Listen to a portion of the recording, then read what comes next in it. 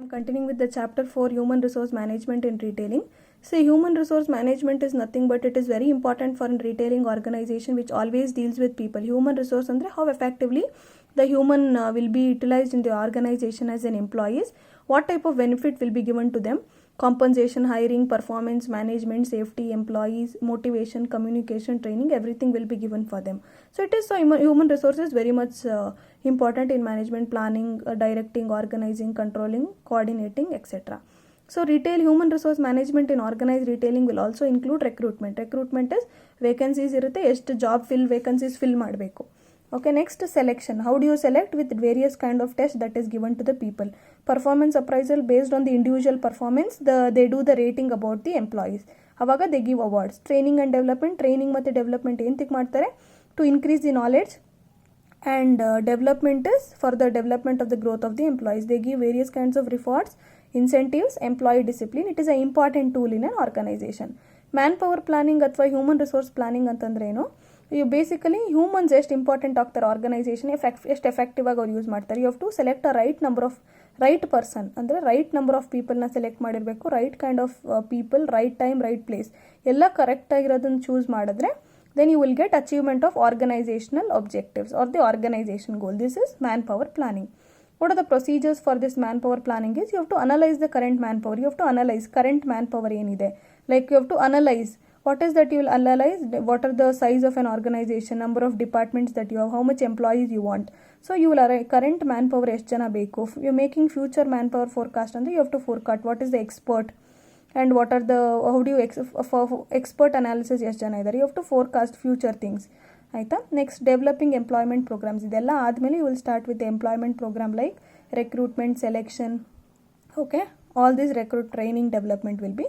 Then after the selections will be done, you will design a training program for this. This is manpower planning. Okay, next importance of manpower planning is key to managerial functions like planning, organizing, directing, controlling. Okay, everything that is key to managerial function, it is very much important. Efficient utilization, human na ನೀವು introduce ಮಾಡ್ದ when they are into your as an employees they are working into an organization, that should be effectively and cost effectively used. Motivation, you will have to motivate them in a positive way, have to induce them to work in a better environment. You have to maintain a very good human relations. Then manpower planning idre human relationship ಚೆನ್ನಾಗಿ build ಆಗುತ್ತೆ. Then it leads to higher productivity. The productivity of an organization will increase. Okay, this is human resource management in retailing. Next you have recruitment. What is the meaning of recruitment? Recruitment ಅಂತಂದ್ರೇನು, vacancies ಇರುತ್ತೆ. It is a process of finding and hiring a candidate for job opening in a time. ಅಲ್ಲಿ vacancies ಇದ್ದರೆ ಮಾತ್ರ recruitment ಆಗೋದಿಲ್ಲ ಅಂದರೆ recruitment ಆಗಲ್ಲ. So you have to analyse the requirement of ಜಾಬ್ಗೆ ಏನೇನು ಬೇಕು ಅಂತ ರಿಕ್ವೈರ್ಮೆಂಟ್ನ ಅನಲೈಸ್ ಮಾಡಿ you have to attract that job hiring and integrating the new employee to an organisation. So ನೀವು ಅಂದರೆ ಪ್ರಾಸ್ಪೆಕ್ಟಿವ್ ಎಲ್ಲ ಎಂಪ್ಲಾಯೀಸೂ ಅಪ್ಲೈ ಮಾಡಬೇಕು ನಿಮ್ಮ ಜಾಬ್ಗೆ. ಅದರಲ್ಲಿ ನೀವು ಸೆಲೆಕ್ಟೆಡ್ ಕ್ಯಾಂಡಿಡೇಟ್ಸ್ ಮಾತ್ರ you will select. Identify the vacancy ಇದ್ದರೆ ಮಾತ್ರ ರಿಕ್ರೂಟ್ಮೆಂಟ್ ಪ್ರಾಸೆಸ್ ನಡೆಯೋದು. Prepare a job description and person specification. Job description ಅಂದರೆ describing about the job. You have to analyse the job, what kind of person you require, whether he is fit in to that kind of job or not, ಅದನ್ನು ನೋಡ್ಕೊಳ್ಳೋದಕ್ಕೆ. Then they will also send you the location and developing the source of required and type of people ಆಯಿತಾ. Locations ಎಲ್ಲ ಕಳಿಸ್ತಾರೆ recruitment ಪ್ರೊಸೆಸ್ಸಲ್ಲಿ ಇಲ್ಲಿ ಯಾವಾಗ ಅಂತ. Then ದಲ್ಲಿ manage the response. Short listings ಅಂದರೆ ಇಷ್ಟು ಜನ ಇಂತ ಅಂದರೆ ಶಾರ್ಟ್ ಲಿಸ್ಟ್ ಮಾಡ್ತೀರಿ, ಇಂಟರ್ವ್ಯೂ ಮಾಡ್ಬಿಟ್ಟು they do the short listing. But recruitment ಪ್ರೋಸೆಸ್ಗೆ ಎಲ್ಲರೂ ಇರ್ತಾರೆ, ಎಲ್ಲರೂ they can apply. Selection is secondary. Arrange the interview with selected candidates. Then interview selected candidates ಜೊತೆ ಇರುತ್ತೆ. Then they will conduct the interview and decision making will be done. Then there are different sources of recruitment, internal source and external source. Internal source ಅಂದರೆ within the department to department ಇಂಟರ್ನಲ್ಲೇ transfer ಮಾಡೋದು ನಮ್ಗೆ ಗೊತ್ತಿರೋರು. So internally okay. Promotions also will be done. Sources retired employees ನಮ್ಗೆ ಗೊತ್ತಿರೋರು, ಇವರನ್ನೇ ನೀವು join ಮಾಡ್ಕೊಳ್ಳಿ ಅಂತ ಅವರು ಕರ್ಕೊಂಬರ್ತಾರೆ. ಅಂದರೆ they send the resume, reference ಮಾಡ್ತಾರೆ. Dependents and relatives of deceased employees. External sources is press advertisement, like advertisement that they give in news paper, TV, okay, various printed forms. Educational ಇನ್ಸ್ಟಿಟ್ಯೂಷನ್ಸಲ್ಲಿ placement interviews ಎಲ್ಲ ಇರುತ್ತಲ್ಲ, campus drives. So this is external where they get recruitment or people. Education institutions ಅದು placement agencies ಇರುತ್ತೆ ಸಪ್ರೇಟಾಗಿ. Okay, through those placement agencies they will do. Employment exchanges, there are different kinds of exchanges. Employee reference ಅಂದರೆ ನನ್ನ friend refer ಮಾಡಿದ್ದಾನೆ, I can directly come. Direct walkins, so and so ಡೇಟ್ಸಲ್ಲಿ they will have direct walkins. Okay, next selection ಅಂತಂದರೆ ಏನು? Selection is ಯಾರ್ಯಾರು ರಿಕ್ರೂಟ್ಮೆಂಟ್ಗೆ ಹಾಕಿರ್ತಾರೋ ಆವಾಗ this is a process where they will pick the individuals with qualification and competence ಅವ್ರಿಗೆ to fill the job ಆ job ಬಗ್ಗೆ ಬರೋದಕ್ಕೆ ಅವ್ರು ಅರ್ಹರಿದ್ದಾರೆ, whether they are competent enough, whether there qualification is very good. So what will they will first selection round ಹೇಗಿರುತ್ತೆ ಅಂತಂದರೆ first they will give basic ಈ process ಇದೆ. Next selection process, preliminary interview ಅಂತಂದರೆ they will give you interview basically about you everything, all basic things, unwanted applications ಎಲ್ಲ remove ಮಾಡೋದಕ್ಕೆ. Okay, selection test once the preliminary round ಆದಮೇಲೆ selection test ಅಂದರೆ they give you aptitude, they give you ability test, thinking test. ಅದರಲ್ಲಿ if you R successful then you will go to employment interview where you will have good conversation between you and the manager, different kinds of round. Reference and background check ಅಂದರೆ ನಿಮ್ಮ background check ಮಾಡ್ತಾರೆ.